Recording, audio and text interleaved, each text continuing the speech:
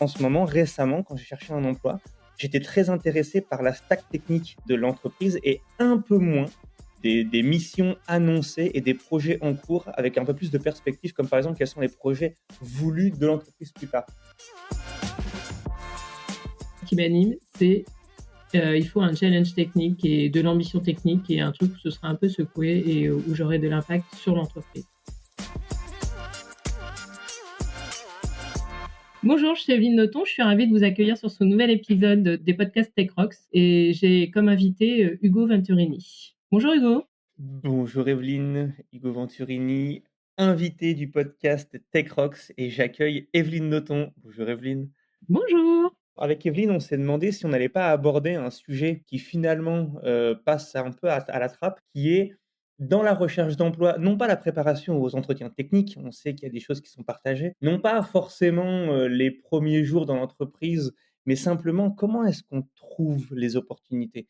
Tout n'est pas forcément publié sur LinkedIn et autres réseaux et la grande question, c'est ce réseau, cette recherche d'emploi et les critères, quels sont-ils? Alors moi, je vais me lancer. Je vous propose le premier critère. Et ben, ces critères, ils dépendent. Voilà, j'ai résolu la philosophie. Ils vont dépendre de l'état d'esprit que je vais avoir dans l'instant, dans les moments. Alors, sur une période de temps un peu large, comme par exemple le mois, l'année. Par exemple, en ce moment, récemment, quand j'ai cherché un emploi, j'étais très intéressé par la stack technique de l'entreprise et un peu moins des missions annoncées et des projets en cours avec un peu plus de perspective, comme par exemple quels sont les projets voulus de l'entreprise plus tard. Ce qui veut dire que j'ai donc pas cherché dans les grandes entreprises. Toi, Evelyne, quels sont tes critères? Comment est-ce qu'ils évoluent dans le temps? Alors mes critères dépendent complètement de l'état d'esprit du moment, comme tu dis. Il y a eu plusieurs périodes où en fait mes critères étaient assez light. C'était j'étais beaucoup contactée et puis à un moment je me disais ah tiens ça a l'air sympa. Il y a du challenge technique. Je connais des gens dans la boîte et ça a l'air pas mal. Récemment j'ai essayé de suite à des licenciements je me suis plutôt positionnée différemment en disant ok en fait qu'est-ce que je veux? Ça c'est la question piège. Qu'est-ce qu'on veut en fait? C'est très difficile d'y répondre. Et j'avais défini, d'autres critères, qui étaient, bah, je veux avoir un rôle, plus utile, de l'impact, une boîte, humaine et j'avais, laissé tomber, toute la partie vraiment stack technique, challenge technique. Je m'étais dit, «C'est pas grave, j'aurai un impact sur la société et du coup la partie technique, je ferai avec». Bon en fait non, j'ai fait ça, finalement, là, je repars en recherche et je repars avec d'autres critères en disant: «En fait, non, vraiment, moi, ce qui m'anime, c'est pour un challenge technique et de l'ambition technique et un truc où ce sera un peu secoué et où j'aurai de l'impact sur l'entreprise». Ça dépend vraiment de l'instant, dans lequel tu es, à un moment dans ta vie et de ton état d'esprit. Ouais, et comment tu alors parce que les termes que tu as utilisés là, ils sont décrits avec les mains. Moi, j'aime bien «faut que ça brasse» ou «faut que je rencontre», mais il y a pas d'annonce d'emploi où c'est marqué: «On cherche quelqu'un pour que ça brasse». Il y a des termes un peu plus génériques. Comment est-ce que tu abordes cette recherche? Est-ce que tu l'annonces clairement aux gens? Est-ce que comment tu réseautes? C'est quoi ton approche? Les offres d'emploi, elles sont toutes exactement les mêmes. Tu regardes les postes CTO, VP ça décrit exactement la même chose. Je pense qu'ils passent tous par ChatGPT pour rédiger les offres et du coup, c'est pas en lisant l'offre que tu arrives à comprendre ce qu'il y a à faire. Le seul truc qui apparaît dans les offres parfois, c'est, la taille de l'équipe technique où là, du coup, moi maintenant je fais un tri, je prends plus de toute petite équipe, c'est plus mon profil. Comment je réseaute? Ça, c'est une bonne question. Déjà, je suis sur TechRox depuis, 2018, ce qui fait que j'ai un réseau sur Techrox qui est assez gros et que quand je dis, «Bah, là, je suis en recherche», on me dit: «Ah ouais, attends, mais je te pas de souci, si je reçois des trucs, je te les envoie». Donc c'est déjà ça. Donc c'est tous ces contacts qui du coup, comme on est tous contactés en permanence, quand ils reçoivent des choses, ils peuvent le transmettre. Sur le Slack Techrox, il y a le chan, Job CTO pour des recherches de postes de CTO et de lead tech. Donc là aussi, il y a des offres auxquelles on peut répondre. Comme tu le disais, toutes les offres ne sont pas publiques et en fait, je suis plutôt beaucoup contactée, soit directement par des cabinets de recrutement, soit par des fonds. Et toi, tu fais comment? Justement, j'allais aborder peut-être une différence dans la façon de faire, enfin en tout cas dans ce qu'on se raconte. J'ai une tendance à, dans les endroits où je passe, à lier des amitiés professionnelles. C'est une sorte d'intermédiaire, je sais pas si ça existe réellement, mais une sorte d'intermédiaire entre l'amitié qu'on a dans la vie privée, les relations professionnelles et puis il y a des fois des relations un peu plus douces qu'on entretient un peu au-delà. C'est pas forcément des gens avec qui on partira en vacances, c'est pas forcément des gens avec qui on a une intimité, à partager. En revanche, c'est des gens avec qui on se raconte des choses un peu plus, approfondies que ce qu'on peut avoir comme relation professionnelle et ces amitiés professionnelles, en fait, perdurent d'entreprise en entreprise et en continuant à se voir simplement parce qu'on apprécie la présence et les discussions qu'on peut avoir occasionnellement, on peut relancer: «Tiens, je suis en recherche» ou «Tiens, j'ai pensé à toi parce que» et ce qui me fait aussi rebondir sur un autre point qui est: «Tiens, j'ai pensé à toi, est-ce qu'il faut développer un personal branding?» Et j'exècre l'approche. Le fait qu'on puisse se dire: «Tiens, je vais avoir une démarche proactive». Si on a envie de le faire, on le fait. Moi, j'en ai pas envie, c'est pas comme ça que j'aborde Mais le je le truc, fais mais pas non plus, ouais. non, non, non, mais c'est hyper rigolo d'entendre ce terme-là, le de développement de personal branding. Qu'est-ce qui fait qu'on pense à toi, Evelyne, à ton avis? Tu vois, la question, je te demande pas d'y répondre maintenant, hein, c'est c'est particulier, mais il y a une question aussi auquel moi j'ai arrêté d'essayer de répondre. Qu'est-ce qui fait qu'on pense à moi quand les gens cherchent et du coup je suis contacté? En revanche, je vais vraiment entretenir des relations qui m'apportent sans forcément calcul au-delà de la relation, qui est quand on se voit, on s'apprécie, on a des conversations que je trouve intéressantes, qui me font avancer sur certains points ou des fois on me sollicite pour poser des questions et dans ce réseautage, il y a un peu ce côté un peu doux, sans calcul. Je sais pas, est-ce que tu l'abordes aussi de cette manière-là? Je vais rebondir, là-dessus Hugo, parce que tu parles de tes relations via ton expérience professionnelle. Est-ce que tu peux juste nous résumer ton parcours? Moi, j'ai fait de l'informatique depuis tout petit déjà, depuis très longtemps. J'ai vraiment un parcours, alors selon les points de vue, il peut être vu comme classique ou atypique parce qu'il y a aussi des rebonds et des choses un peu étonnantes à l'intérieur, mais études d'informatique, approfondissement par un doctorat, puis pas de recherche à partir de ce moment-là. Je suis rentré en industrie et là, j'ai des rebonds dans des grandes et des petites boîtes, comme par exemple, je vais en citer quelques-uns, Dassault Systèmes, ML State, petite boîte qui a fait faillite. Je me suis fait licencier une première fois. Microsoft, Facebook dans 2 pays, puis j'ai monté mon entreprise, ça a pas fonctionné, j'ai rejoint Quant, puis j'ai rejoint une autre petite entreprise qui a fait faillite également. Je me suis fait licencier par une troisième fois par une entreprise qui avait décidé finalement, après m'avoir embauché, de réduire ses effectifs. Bref, il y a des rebonds et j'ai fait pas mal de il y a pas mal d'informatique, mais pardon, j'allais dire justement non, il y a pas de choses que j'ai fait plus qu'une autre. J'ai fait du mobile, du front, du back, de la console, plein de choses. L'expression qui dit «Jack of all trades, master of none» s'applique assez bien et ce qui fait qu'aujourd'hui, je suis plutôt curieux de techno et pas forcément expert en une techno. Est-ce que ça répond à ta question, Evelyne? Oui, ça répond à la question. De toute façon, être expert sur, plein de technos maintenant, il y en a tellement et ça change tellement souvent que ça devient quand même, difficile dans nos métiers. Ouais, je suis d'accord. Parmi les points notables, j'ai fait plusieurs fois l'aller-retour, management, contributeur individuel. Aujourd'hui, je suis, contributeur individuel. J'ai fait 5 ans de management avant, ça fait 1 an et demi que je suis contributeur individuel. Avant ça, j'avais fait, 1 an de contribution individuelle. Avant ça, 2 ans de management. Avant ça, voilà, ça je fais ces allers-retours aussi dans ma carrière. Et toi? Combien de temps que tu fais du management là? Moi, ça fait, je travaille depuis presque 30 ans. J'étais développeur au début, hein, mais j'ai surtout fait de l'embarqué. J'ai designé et conçu ma première plateforme SaaS, B2B en 2000 avec mes anciens collègues de la carte à puce, donc tu imagines un peu ce qu'on a pu faire à ce moment-là. Donc j'avais déjà créé de la dette technique tout de suite. On commence par ça. On commence par ça, de toute façon, on n'avait aucune connaissance dans le truc, donc on s'est un peu jeté. Bah, en fait, moi, je suis plutôt côté management maintenant. Depuis 2004, je gère des équipes, tech en start-up et scale-up. Mon fonds de commerce, c'est plutôt, j'arrive souvent après des séries A où il faut stabiliser la plateforme, revoir, l'architecture pour qu'elle scale et revoir l'organisation des équipes pour qu'elle scale aussi. Donc c'est un peu mon fonds de commerce. Sur la partie, réseau, via notre expérience professionnelle, bon moi je viens de calculer, je crois que j'ai fait 13 ou 14 entreprises. Donc j'ai effectivement aussi toujours gardé des gens, des contacts avec des gens quasiment depuis le début et il y a des gens avec qui j'ai travaillé plusieurs fois, avec qui je retravaillerai volontiers et surtout, quand j'ai changé de boîte, ça a quasiment toujours été par quelqu'un de ce réseau-là. C'est toujours, quelqu'un qui m'a envoyé un recruteur, en disant: «Ah mais non, tiens, allez voir Evelyne, ça peut l'intéresser» et ça a quasiment toujours été comme ça, sauf mes 2 dernières expériences qui sont moins bien passées. Peut-être qu'il y a un lien. Et est-ce qu'il t'arrive de faire des démarches, de contacter des gens que tu connais pas directement? Genre: «Bonjour, on ne se connaît pas, peut-être même que ce message passera à la trappe, mais j'aimerais qu'on parle de ça, est-ce que vous êtes dispo?» Est-ce que ça t'est déjà arrivé ça? Je le fais depuis 1 an avec des fonds. On me fait une intro auprès d'un fonds, donc c'est pas je débarque pas non plus de nulle part. Mais, c'est vrai que souvent on te dit dans la recherche d'emploi, c'est bien de et nous on est beaucoup contactés, donc c'est vrai que j'ai plus de mal à aller sur cette deuxième étape qui est de dire: «Quelles sont vraiment les boîtes pour lesquelles j'ai envie de bosser?» et je les contacte comme ça, from nowhere et je les contacte et je vois s'il y a quelque chose. Ça, cette partie-là, je sais pas faire. Est-ce que toi tu le fais? Alors en fait, j'ai commencé à le faire dans les grandes entreprises quand j'étais dans des petits bureaux. J'ai commencé à le faire quand j'étais chez Microsoft où, j'étais envoyé à Seattle et là quelqu'un m'a conseillé de, mettre un message au chef N+, donne-moi un nom quelconque, vu la profondeur de hiérarchie de toute façon et je l'ai mis une première fois avec l'appréhension. Tu es petit jeune ingénieur, tu te fais tes 12 heures d'avion, tu arrives sur place là-bas et puis la personne te dit: «D'accord, bien sûr, on va se rencontrer». Alors, j'avais fait un mail que j'avais un peu détaillé, hein: «Je viens de telle équipe, je travaille là-dessus, j'aimerais vous rencontrer pour parler de ça» et je m'étais mis un peu la rate au courbouillon pour trouver quelques sujets. La personne me reçoit, hein, je suis très impressionné et j'ai la sensation de l'avoir contacté un peu, ouais, un peu à froid comme ça et ça se passe hyper bien. La personne est absolument adorable, me file des conseils, suit, machin.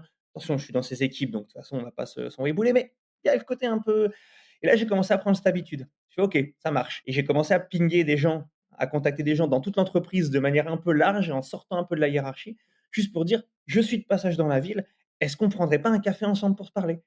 Et ça a bien marché et j'ai gardé cette habitude dans les entreprises où je vais de le faire et là, je peux qu'encourager les gens, faites-le, c'est absolument incroyable. On tombe que sur des gens gentils, on trouvera un sujet de conversation et si on l'a pas, les gens en trouveront, c'est pas et après, j'ai essayé de le faire un peu en dehors de l'entreprise en me disant: «Tiens, salut, je passe dans telle ville, je vois que tu bosses là-dessus, ça te dit?» et ça a fonctionné et j'ai commencé à rencontrer des gens, en fait, en essayant de sélectionner et donc soit les gens ne me répondent pas, tant pis et la plupart des gens, mais sinon, enfin, mais ça arrive assez rarement, en fait, que les gens répondent pas.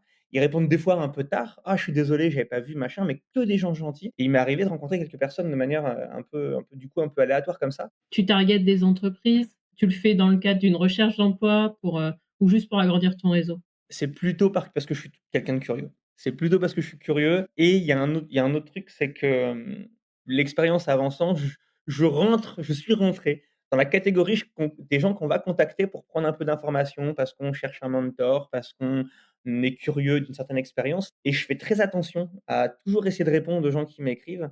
Il y a quelques rares personnes qui m'ont contacté en disant: «Hey, est-ce qu'on peut discuter?» Et je dis pas qu'il faut me floader de messages à partir de maintenant pour ceux qui voudront ça. Je dis juste que trouvez des gens qui vous intéressent et écrivez-leur. Dans les 2 cas, ça crée des relations qui on n'est pas à l'abri d'en retirer quelque chose. Et le pire qui puisse vous arriver, c'est qu'on vous dise non. Mais ça, c'est un sujet de réseautage que je trouve assez peu abordé et que je peux qu'encourager à faire. D'accord. Donc tu fais pas, de candidature spontanée, à l'ancienne en envoyant, CV, lettre de motivation, en essayant de trouver un contact, dans la boîte? Alors non. En revanche, quand je cherche un emploi, je suis beaucoup plus stratège. Je vais vraiment chercher dans mon réseau des gens qui vont être, reliés à cette entreprise pour prendre de l'information, pour savoir.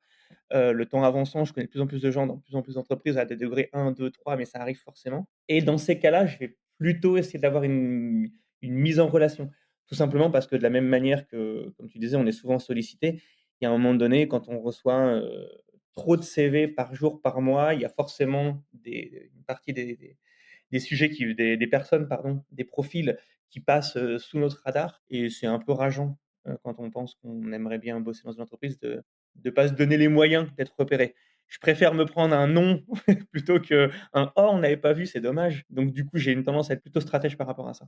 Mais du coup, tu fais ça après avoir, vu une annonce dans cette boîte-là, ou tu t'es plutôt posé pour dire: «OK, quels sont mes critères de recherche? Quelles sont les boîtes qui correspondent et je contacte dans cette boîte-là»? Dans quel sens est-ce que tu le fais? Je ne sais pas. J'ai presque envie de dire qu'à chaque fois, ça a été une façon un peu différente, un peu particulière. Tiens, comme tu disais: «Ah Hugo, j'ai pensé à toi». Clac, on me jette une annonce. Moi, en ce moment, je suis en train de recruter. Ah, bah, moi aussi. Ah, faut qu'on en parle. Ou alors: «Tiens, j'ai un copain qui cherche quelqu'un. Moi, j'ai pensé à toi». C'est un degré 2. Ou alors ça a été effectivement une annonce où j'ai postulé, au travers d'une plateforme. Ce qui m'est arrivé, c'est de postuler et de m'arranger pour contacter quelqu'un.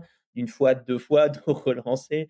Il y a, j'ai pas de là, pour le coup, j'ai pas de protocole précis. Ça va vraiment être, avec ce que j'ai sous la main à la tu vois? Démerdensisch quoi. C'est pour, ce que tu veux, c'est que ton CV arrive sous les yeux et que les gens disent: «J'ai vu ton CV» et à partir de ce moment-là, faut qu'on s'arrange pour que ça avance, mais Ouais, je reviens sur la partie où tu dis le flou de CV qui fait que les candidatures passent au travers parce que de toute façon, ils en reçoivent trop. Ce que j'ai remarqué là depuis 1 an, c'est, tu as pas mal de candidatures sur LinkedIn ou, Welcome to the Jungle quand je postule sur ces offres-là, le pourcentage de retour est très, très faible. Ma recherche fonctionne beaucoup mieux via les cabinets de recrutement ou via les fonds qui me contactent ou que je vais relancer pour dire: «Tiens, je suis sur le marché, en ce moment, est-ce que tu as des choses pour moi?» La partie LinkedIn, la partie offre, je pense qu'il y a beaucoup trop de CV actuellement, ils arrivent pas à suivre et à répondre.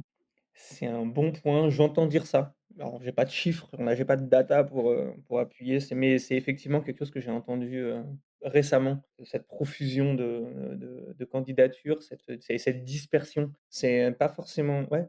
Depuis combien d'années tu travailles?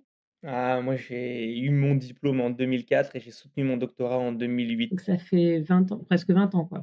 Oh bah, ça fait même plus de 20 ans parce que j'étais déjà, plus ou moins financé et du coup embauché en entreprise, Peut-être aussi qu'avec notre nombre d'années d'expérience, le vrai réseau, c'est plus les petites annonces, c'est vraiment, cabine de recrutement et fonds auprès desquels il faut vraiment être proche pour vraiment se présenter, dire: «Voilà, je suis sur le marché, tu connais mon profil, tu sais ce que je recherche, ah non, tiens, ce que je fais sur mes recherches maintenant», bon, il y a la mise à jour du CV, hein, mais bon, il y a pas grand monde qui le lit de toute façon. Par contre, maintenant, je prépare toujours un brief que je partage à tous les cabinets de recrutement et tous les fonds pour dire: «Voilà ce que je recherche. Voilà qui je suis en résumé et voilà mes critères de recherche, est-ce que tu as quelque chose qui correspond à ça?» ce qui me rappelle, quelqu'un qui était arrivé dans l'entreprise avec un manuel de manipulation de soi-même.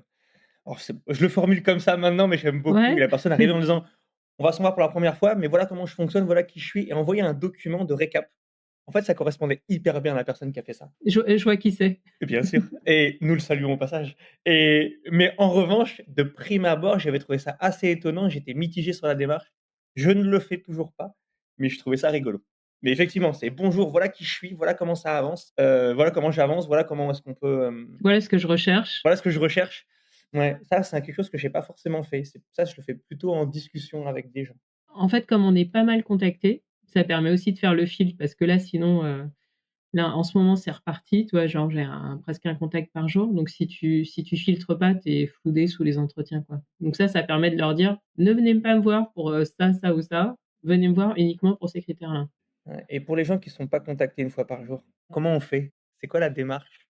Je pense vraiment qu'il y a un lien par rapport à notre année d'expérience et nos types de profils et qu'il faut avoir une liste de cabinets de recrutement, de recruteurs avec qui, que tu connais bien et que tu relances quand tu passes en recherche. Et l'idéal, c'est aussi d'avoir des contacts dans des fonds, parce que dans les fonds, quand ils récupèrent des boîtes et qu'ils veulent, redresser des boîtes ou, reprendre des boîtes et cetera, ils vont chercher différents profils et c'est bien aussi d'avoir des contacts avec des fonds et de les relancer quand tu passes en recherche. Tu t'es déjà senti pas lésé, pas jugé, mais en tout cas, est-ce que le fait que tu aies fait 14 entreprises, ça a été un questionnement? Est-ce qu'on te parle de stabilité? Est-ce que ce sont des choses qui sont abordées? Ça peut être abordé, mais ça va souvent être par rapport à des grosses entreprises qui sont des choses que je targete pas du tout, ou ils sont pas du tout habitués à avoir ce type de profil. Quand tu traînes du côté start-up et scale-up, en fait, la question se pose très peu parce que tout le monde sait comment ça marche. Et toi? Oui, alors la réponse est oui, évidemment. La question, c'est plutôt: «Vas-y, raconte-nous». Quel est le narratif de ces changements, de ces rebonds? Donc ça se raconte très bien parce qu'il y a une logique et un point commun à tout ça, bah, c'est moi et ma façon de voir les choses et les risques que tu as envie de prendre ou que tu es pas prêt forcément à prendre. Et il y a un exemple que je prends souvent, c'est dire que quelqu'un qui va faire, 20 ans chez Orange et qui a changé d'équipe tous les ans, on voit quelqu'un de stable. Parce que sur le CV, c'est marqué 20 ans Orange, mais enfin bon, stabilité bof, quoi. Comparativement, en tout cas. Moi, ça me va très bien, les gens qui aiment bien, qui ont envie de bouger, qui ont un turnover, en fait, d'intérêt des sujets qui est plus court que d'autres. C'est tout à fait acceptable.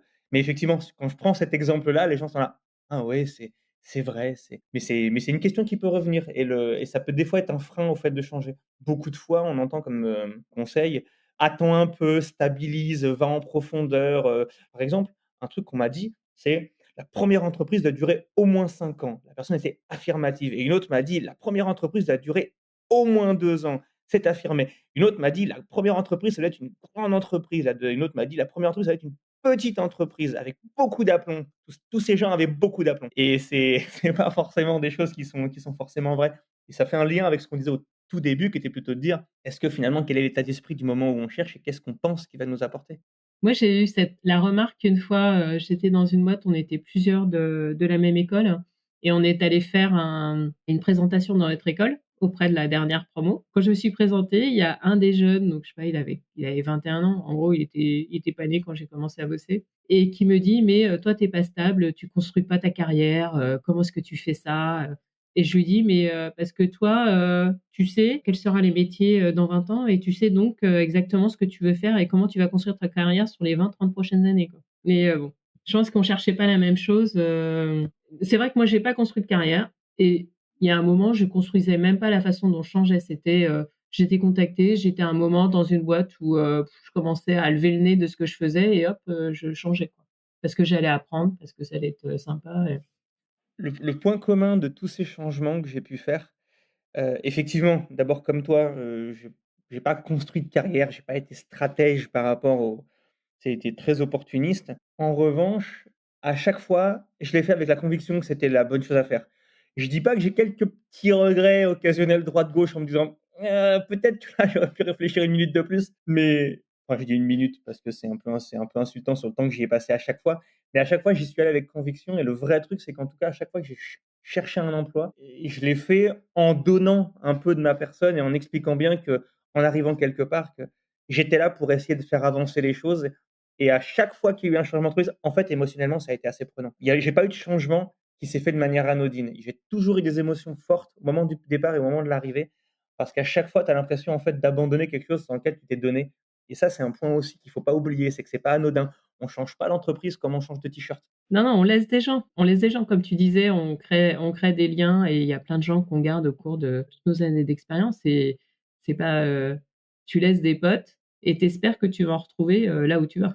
Exactement, on sait ce qu'on quitte, on sait pas forcément ce qu'on va trouver. On arrive au bout du temps imparti. Evelyne, est-ce que tu as un conseil à donner, quelque chose à dire à tous les gens qui nous écoutent et qui ont pas forcément nos, 20 ans, 30 ans de carrière et qui se disent juste: «OK, super, alors moi je suis dans mon premier boulot», voire même j'en ai pas encore et je vais en chercher un, ou je suis dans mon troisième boulot et finalement j'y suis pas si bien.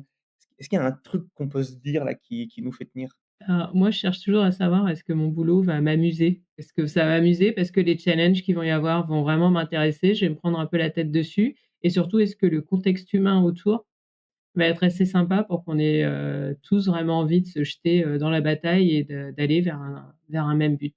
Et toi?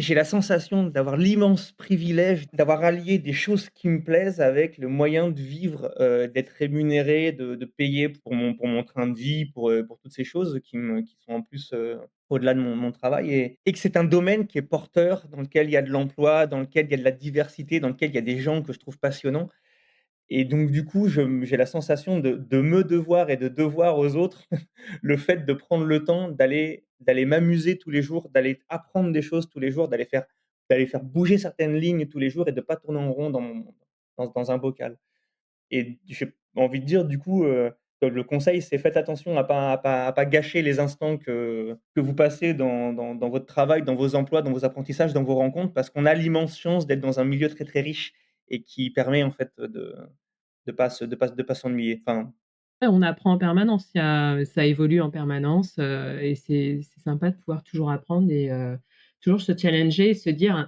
«Est-ce que je vais encore être capable d'apprendre cette fois-ci?» alors ça, c'est un point qu'on pourra aborder dans une autre discussion, c'est et quand on a été manager longtemps et qu'on redevient IC, la courbe d'apprentissage, elle vaut quoi? Mais inversement, quand on a été IC longtemps et qu'on passe manager, la courbe d'apprentissage, elle vaut quoi? J'ai presque envie de donner rendez-vous pour un prochain épisode à ce sujet-là. Eh bien, merci Hugo pour cet échange. À bientôt. Merci Evelyne, ciao.